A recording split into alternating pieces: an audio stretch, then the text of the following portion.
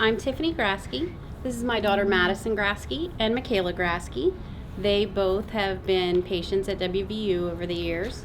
Madison was born 2 months premature, and she has she doctors with pediatric endocrine, ortho, nephrology, and neurosurgery. And Michaela sees pediatric endocrine.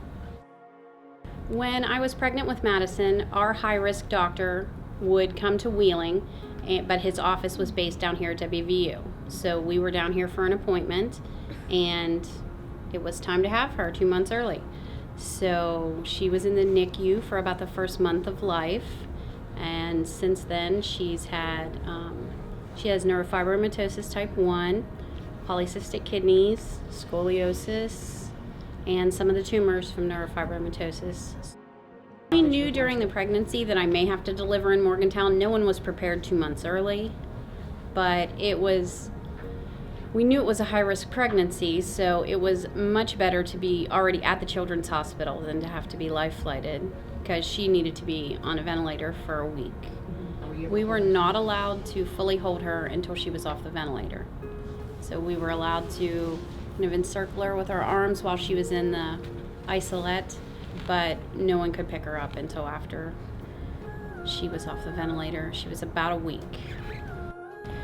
Madison always starts out shy and friendly, and she won't talk much, but once you get to know her, she doesn't quit talking. And Michaela is always a talker and friendly, but she'll give a little bit of sass back anytime you want some. I'll be a senior at Wheeling Park High School this year. I just completed last year my career and tech program in early education. I want to pursue that career in college. I like little kids. I'm actually a preschool day camp counselor at Wheeling Park, and it's fun just like hanging out with them, chasing them around the playground. I will be in 5th grade this year at Warwood Elementary. I like to play softball. Right now I'm on 3 teams, a travel team and 2 fall teams. I'll tell my part and then you can tell yours, okay? Wait, how you got diagnosed? How you got diagnosed. We all had the flu, and she was just more sick than the rest of us. And her older sister said we should test her and see if she's diabetic, because this happens at kids about this age. And we bought a $20 glucometer, and she was too critically high to read. So I called the ER and said we're on our way. I'm sure my daughter's in DKA and we're going to need life-flighted. And then I asked for Morgantown, and we ended up here. Her sugar was 717. She nearly died on the life flight. She had to be intubated. The transport was great. There was one nurse who was talking to you the whole time. Halfway through, we talked a little bit, but I can't really remember what we were talking about. But then I just got really tired.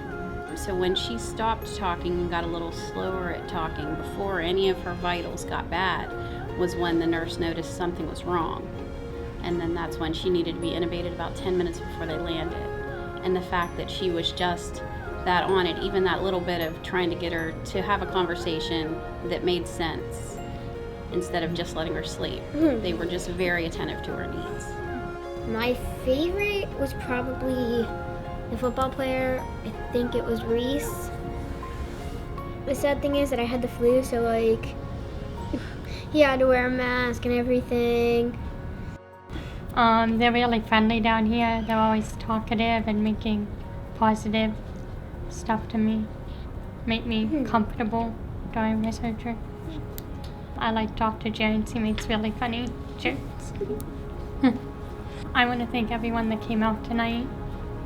I want to thank everyone that's here tonight for supporting me and my sister through all this that we have gone through.